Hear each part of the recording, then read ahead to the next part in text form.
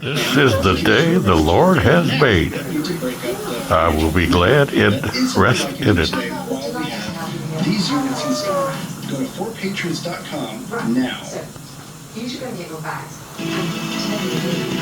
Are you ready? Moments ago, I sat down with former President Trump for a wide-ranging interview, telling me things that he has never told anyone in an interview before. Enjoy. Mr. President, first I would like to say a belated congratulations for retiring Joe Biden, at least from the campaign. And now the polls are coming out for his replacement after a whirlwind positive press for Kamala Harris. But the Real Clear Politics average shows you up at about 1.75%, 7% over her. But before the debate, Biden was 1.5 points behind. So you've actually slightly grown your lead on the national poll. So how do you keep Republicans positive and not buying into kind of the negative publicity that they're saying? I think she's a worse candidate than him. She's far more radical left. She is younger. I mean, she's 60 years old. A lot of people, I didn't realize she was 60. I thought she was a little younger. But she's 60. She is talking a big game, but her game is pretty bad. I mean, she was the border czar. She's trying to pretend that she wasn't. You know, it's an amazing thing that's happened to, because we talk about the fake news and the fake news media. It's very hard to find an article now that talks about border czar, but we have them all. We copied them a long time ago. It's an evolution, Mr. President, that yes, she was more progressive in 2020, but that she's moved to the middle on a number of these issues, and they're making a concerted effort to show kind of a new Kamala 2.0. In politics, when you start off saying something, that's where you are. And she was for defund the police, she was for open borders, she was for having anybody come in. Now I notice that they're actually saying they want to have immunity for everybody that came into the country, and they want to have citizenship. She said that, and she said that she knows that she assumes Kamala Harris would support that. That means citizenship for 10 million, 15 million, 20 million? Yeah, or 20 million. What would that do to the country? Destroy the country. It's already, I mean, it's in such bad shape. Our country has never been in a position like this, in addition to which we could end up in a third world war, okay?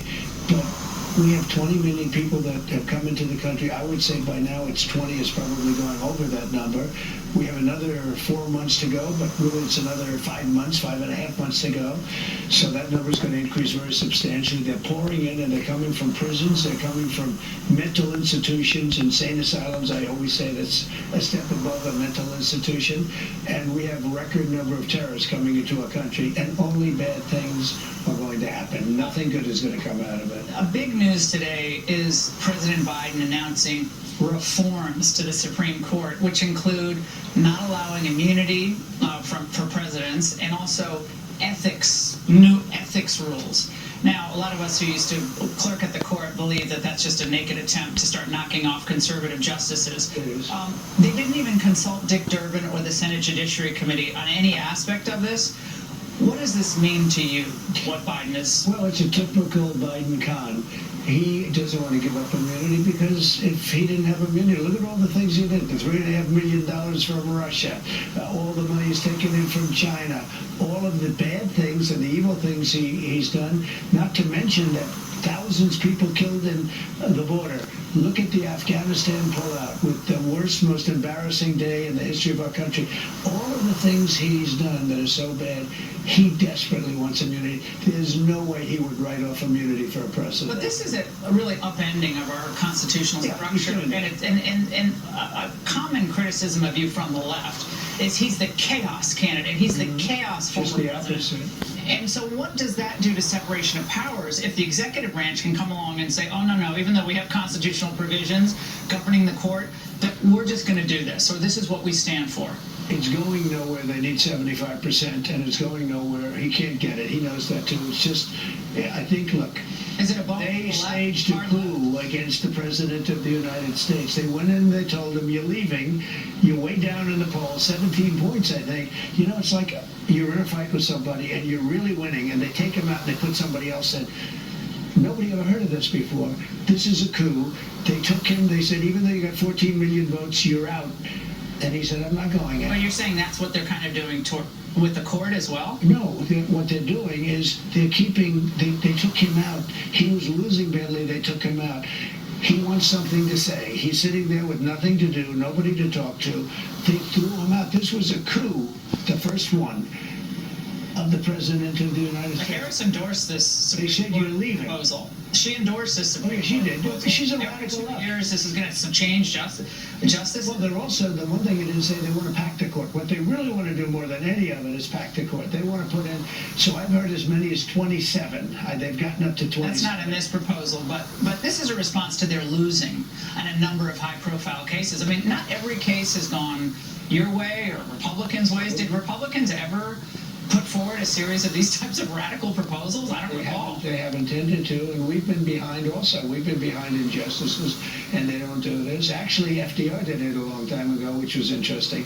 But it hasn't really happened like this. It's never going to happen. I'll tell you, if I'm president, it doesn't happen. We keep it the way it is. And it's been working very well for a long period of time.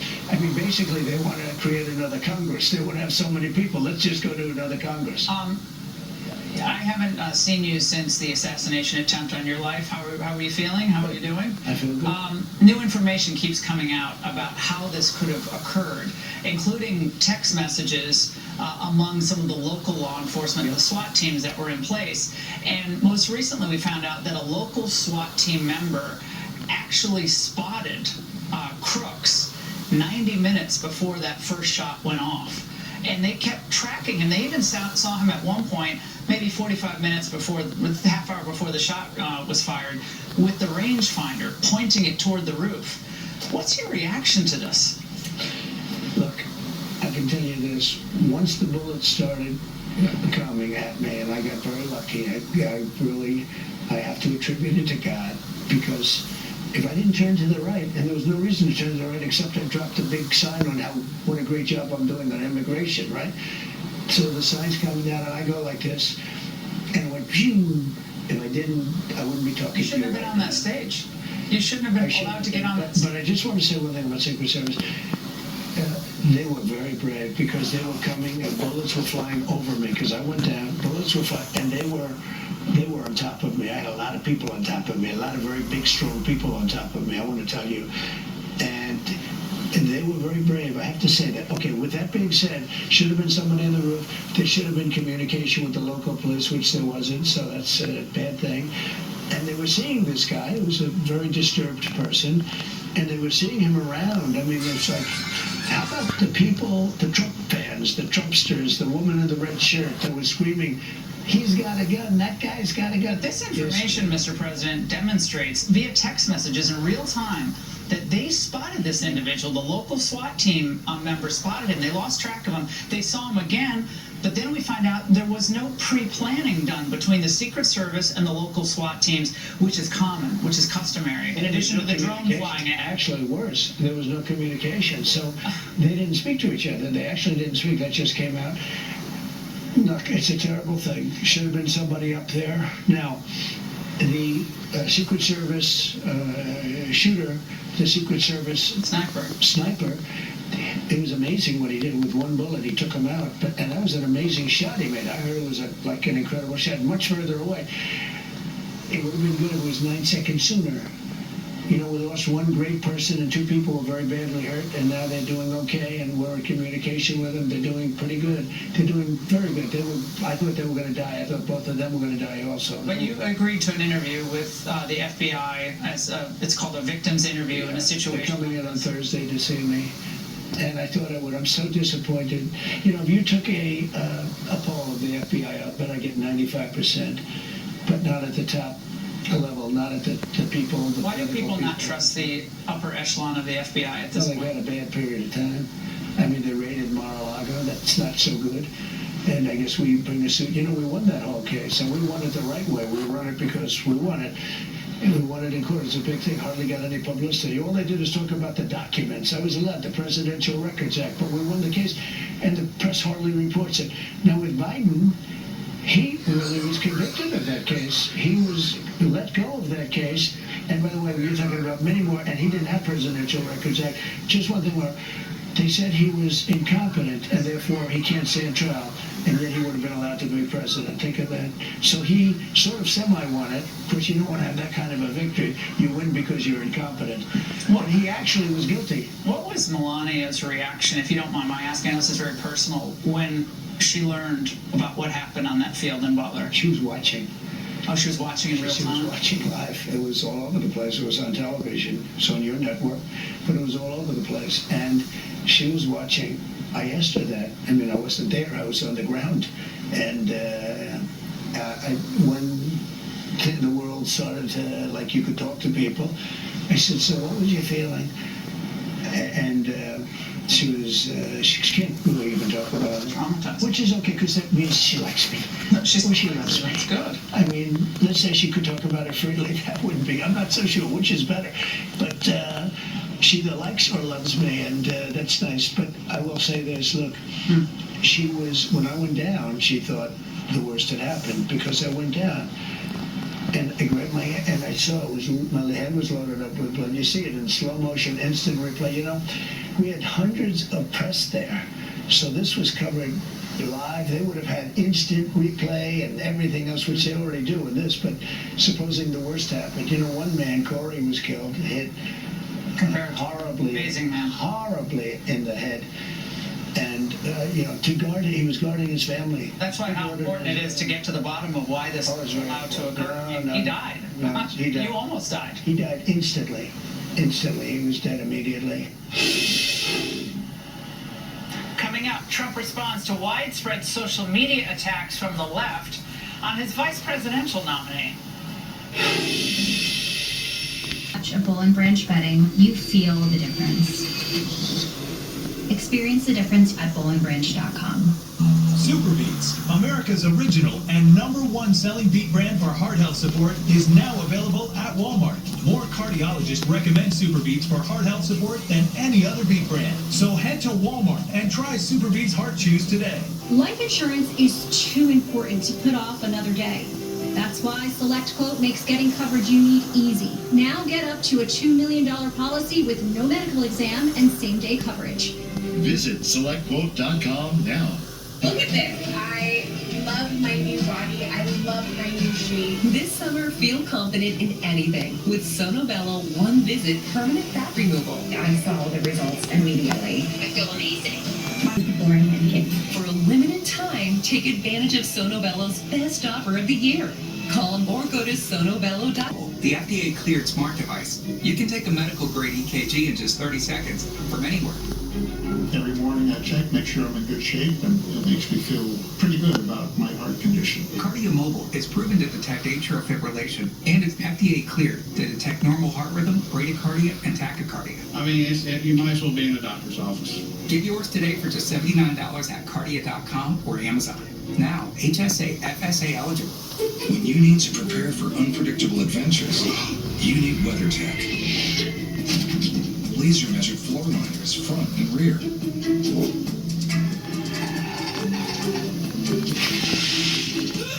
Seat protector to save the seats.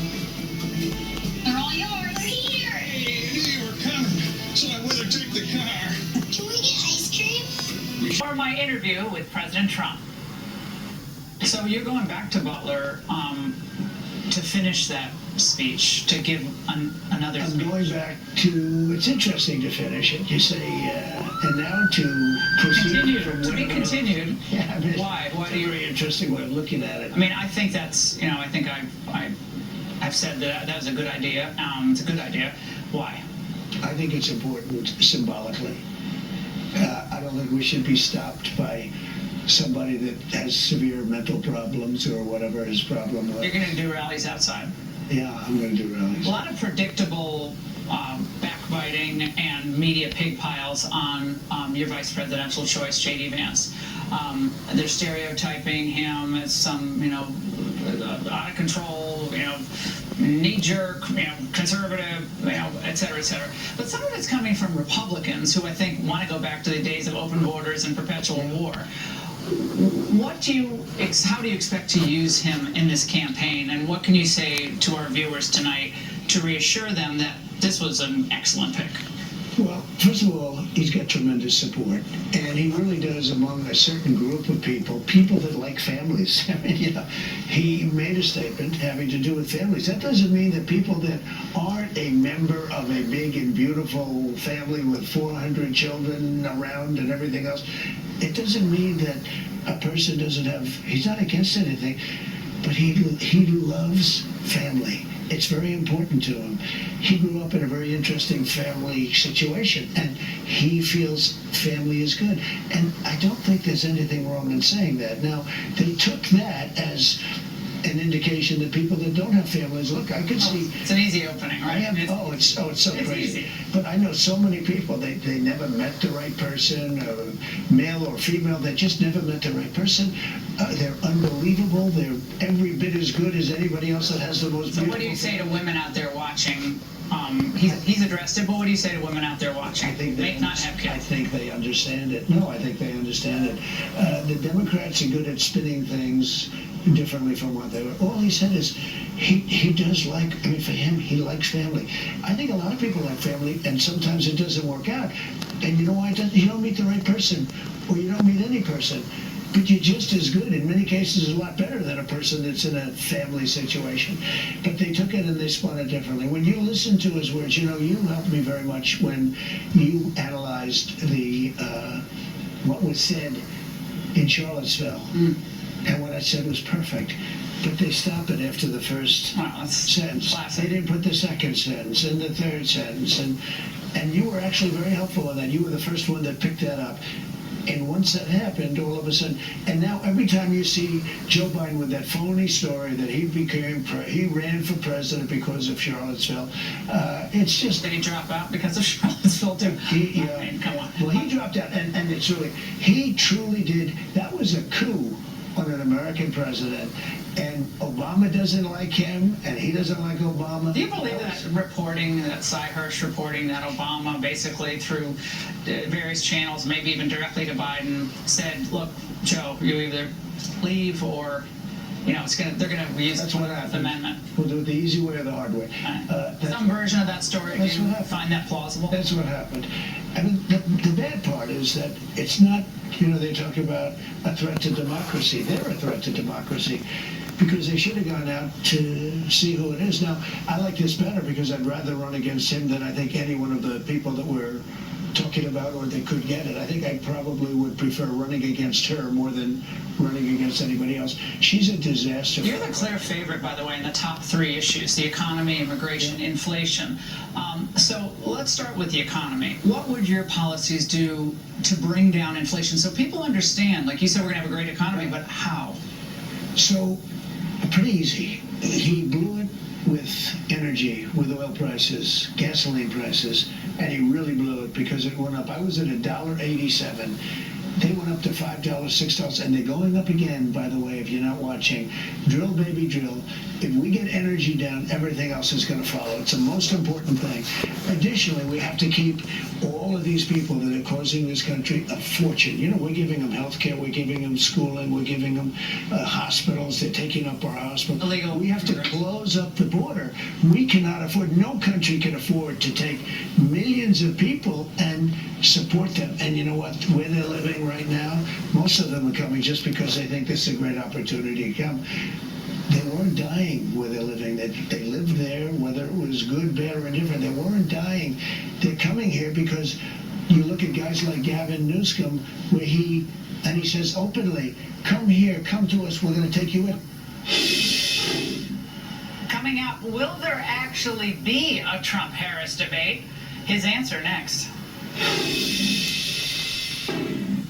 Here's more of my interview with former President Trump. They're also attacking you for other ridiculous reasons. They're saying that you said to a crowd of Christians that they won't have to vote in the future. Yeah, let me say what did I mean by that. I had a tremendous crowd speaking to Christians. This was a crowd that liked me a lot. I think I'm at 97% or something. And they're treated very badly by this administration, okay? Catholics are treated unbelievably. They're like persecuted. And if I might say, before I go into the other, Jewish people, if you're Jewish and you vote for Biden or the Democrats or Kamala or whoever's going to run, I guess it's going to be her. But if you voted for her or the Democrats, you should have your head examined, because nobody's ever been treated so badly by this. This administration is destroying Israel, etc., etc. So, with respect to like a statement like I made, that statement is very simple. I said, vote for me. You're not going to have to do it ever again. It's true. Because we have to get the vote out. Christians are not known as a big voting group. They don't vote. And I'm explaining that to them. You never vote. This time, vote. I'll straighten out the country. You won't have to vote anymore. I won't need your vote. You can go back to that. You don't have to vote for you because you have 4 years in office. Look. Christians are known. You know who else doesn't vote? Gun owners don't vote. But just to be clear, what you're saying, though, you're not saying it's being interpreted as you are not surprised to hear. No. By the left as well. They're never going to have another election. He's saying there's not. So can you even just respond to that? I said Christians. I started off by saying, just so you understand, you never vote. Christians do not vote well. They vote in very small percentages. Why? I don't know. Maybe they're disappointed in things that are happening, but for a long time. I say, you don't vote. I'm saying, go out. You must vote. November 5th is going to be the most important election in the history of our country. Whether you vote early or not, we should have, by the way, one-day voting. We should have voter ID. We should have proof of citizenship, and we should have paper ballots, okay? That's what we should have, but we don't have that. But I said to the Christians in the room, thousands of them, I said, typically, Christians do not vote. Why it is, I don't know. You're rebellious. Something's going on. Don't worry about the future. You have to vote on November 5th.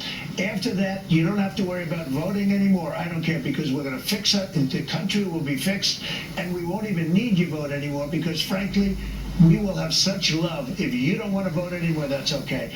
And I think everybody understood it. I didn't know there was any. Yeah, well, I mean, because it's the constant refrain. I mean, after they have done all the things that we've talked about. Horrible. All of the things. Russia, all the things. And dump their guy of 52 years, just dump him to the side. So they do all that, and then they say, well, no, you can't vote for him because he's literally never going to leave office. They're actually still saying that. It's just unbelievable. But you will leave office after 4 years. By the way, and I did last time. I kept hearing, he's not going to leave, he's not going to leave. Look, they are the ones that are a threat to democracy. Number one, they had an incompetent man as president, okay? Now they have somebody who's worse. She's sort of incompetent. She's not very smart, but she's very radical. Very radical. She will try and defund the police. She's going to try and defund. Is she more of an extremist than most Americans today still understand? Than Bernie. They say more than Bernie. More than Bernie Sanders. He endorsed her. Bernie Sanders is a major lunatic, okay? She's worse than Bernie Sanders. Now, she's trying to come back. She got rid of the laugh. I noticed I haven't seen that crazy laugh that she got. She's crazy. That laugh, that's the laugh of a crazy person. But I noticed that she's not using that laugh anymore. Somebody convinced her, don't laugh. Just don't laugh. Don't laugh under any circumstances, because I like laughter, but sometimes not her laughter. But she claims now she's tough. She's tough on crime. She was a tough prosecutor. Never the borders are. She was a bad prosecutor. She was a prosecutor of black people. She put thousands and thousands of black people in jail over marijuana. But when it came to big crime, murders and everything else, she was weak. She would love to go after Trump. You know, she says, oh, Trump, Trump, Trump, I did nothing wrong. They did a lot wrong, but I did nothing wrong. This was a totally manufactured deal. This was an attack on a political opponent. And she was involved in that with Biden. And so far it's backfired, because people know this was an attack on a political opponent. She was a bad prosecutor in San Francisco. She led the cashless bail and all of the different things. She was the first of all of the bad prosecutors that have allowed. You know, if you look at the 25 top cities, they're basically all Democrat. The prosecutors are weak. She was the early. She destroyed. She's a San Francisco liberal. They're pushing for debates with you. Yeah. It went down in flames for them last time, but they think this is they're going to get you.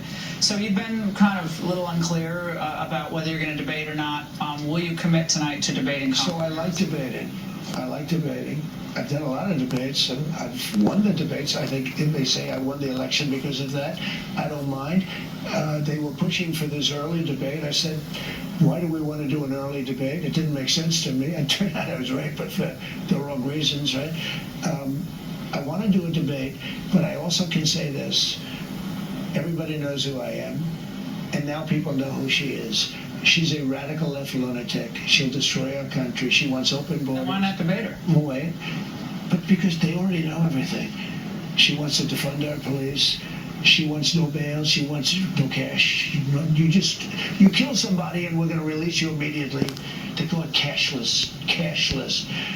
That's it. By the way, this has been a horrible thing for our country. This has been what I just said. But we know where she is. She wants high taxes. Well, they're going to say you're afraid of debating her. That's what they're going to say. Well, they said that with Biden, too. You know, I was afraid. I did great with Biden, and I did great in every debate. I've had a lot of debates. But you're winning on all the issues, but, you right? know, I'm leading in the polls by, I think, a lot. I don't know. I hear different numbers. But I'm leading in all of the polls. I'm leading big in all of the swing states. And I say this. The answer is yes, I'll probably end up debating. I think actually the debate should take place before the votes start being cast. You know, I had a very good second debate with Biden. I really beat him badly. The problem was 30-40% of the votes were already cast. If you're going to have a debate, you got to do it, I think, before the votes are cast. I think it's very important that you do that. So the answer is yes, but I can also make a case for not doing it. Also, I don't like rewarding fake news. I don't like rewarding the people that have been, if they're going to make tens of millions of dollars with this debate. I don't like ABC. I think it's a terrible, terrible outfit.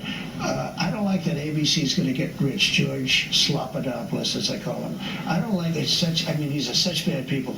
I don't like that ABC is going to get rich. I don't like, and I will say something that when CNN did the last one, they were very fair. Jay Tapper was very fair. Well, maybe just you and her, Vice President Harris in a room together with no moderators. I don't mind that. I don't mind anything. Look, I don't mind. We can do any form of a debate. You know, when they asked me to do the debate, they didn't think I was going to do it because they were going to offered me the two heads, the two announcers, whatever you'd call them, the referees, call them whatever you want. But I have to say they were both very fair. It was CNN. They wanted to sit down. I said, no, I don't want to sit down. You can't sit down. They want to sit down. They offered me everything that I couldn't accept, and I accepted it. I accepted everything. And we had a debate. It was a great debate. It was actually, maybe it was a mistake. Maybe I shouldn't have debated so well because if I didn't, you know, that was the end of him. Because from that day on, you could see that he was not going to be, in my opinion, I said, I don't think he's going to make it anymore. Now I have her. I would rather run against her than him. I think she's easier than he is. Because he had a certain, I always felt he was... Scranton Joe. I always felt he was incompetent, but he had a certain base. And no matter how bad he was, people were going to vote for him. She doesn't have that base. Coming up, what does former President Trump think of the Olympics opening ceremony? That's next.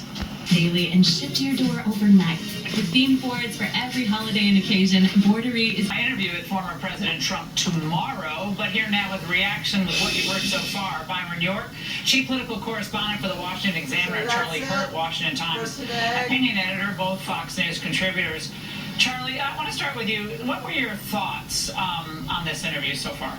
Well, the whole thing was so wide-ranging and fascinating, and there was so much to sort of appreciate about it. But the two things that kind of struck out at me the most, one was your conversation with him about the Supreme Court and the efforts by the Democrats to try to wreck the independence of the Supreme Court. And he made the comment that what they're trying to do is they're trying to turn the Supreme Court into a second Congress, one that's not elected and not held accountable to voters. And I think that shows the depth of both the simplicity of his clear-eyed understanding of the importance of the Supreme Court and what these people want to do to wreck it. The second thing that I thought was so interesting was the conversation about the debates. He doesn't want to debate Kamala Harris because of the fraudulent way in which they have the Democrat Party have disenfranchised their voters, but he recognizes he probably doesn't have a choice. He probably needs to, and he will do very well if he does that debate and sticks to the issues. Byron, thoughts? Terrific interview. A couple of things about the assassination attempt. One, I didn't know that the former First Lady, Melania Trump, was watching it live as it happened. But two, it was clear that he was ambivalent about his Secret Service protection. A candidate develops a close relationship with his Secret Service protectors. You know, those people who you saw around him in that iconic photograph, they flew with him the next day to the convention in Milwaukee. They were the people that you saw walking with him into the convention center. So he feels close to them. At the same time, something clearly went badly wrong in the working of the Secret Service, in the management of the Secret Service that has to be investigated. Well, I think also the fact that he said symbolically it's so important that I go back there to do that rally, finish the rally, and not let some deranged individual change basically the way he operates and you know, to extend it out the way we live. Now, I want to play this for you. This is how he reacted to a question about the Olympics opening ceremony and some of the images used. Have you watched any of the Olympics? I thought that the opening ceremony was a disgrace, actually. I thought it was a disgrace. The mocking of the Last Supper. I thought it was... Catholics and Christians across the globe are outraged. I mean, they can do certain things. I thought it was terrible. Can you say at the next Olympics, if you're present, there won't be... You'll have enough influence on the organizers that we won't be, you know, insulting Christians. We won't be having a Last Supper as portrayed the way they portrayed it the other night. I just think, look, I'm for everybody. I'm very open-minded. You understand. You know me better than most people know me. I'm very open-minded. But I thought what they did was a disgrace. Charlie, I'm glad he spoke out about that because so many of us Catholics, Christians, people of faith were outraged and disgusted by what France did. Absolutely. I was disgusted myself. I'm struck by that clip, how Donald Trump is the most shameful. Even, common sense, non-partisan, non-ideological guy that we've had, certainly in my lifetime, running for president. And he's running again, and it's evidenced by the fact that he sees all of this as clear-eyed as he does. And he's running against a shameful to destroy the image of the Olympics with your... and not only that answer right there, but I think the whole interview sort of disgraceful. Points out that difference. Yeah, Byron, really quickly, I mean, he came across to me, what is wrong with your earpiece? Poor Byron's holding onto his earpiece. This is like the old days. This is like laughing. I'm really dating myself, holding up an earpiece. What is that?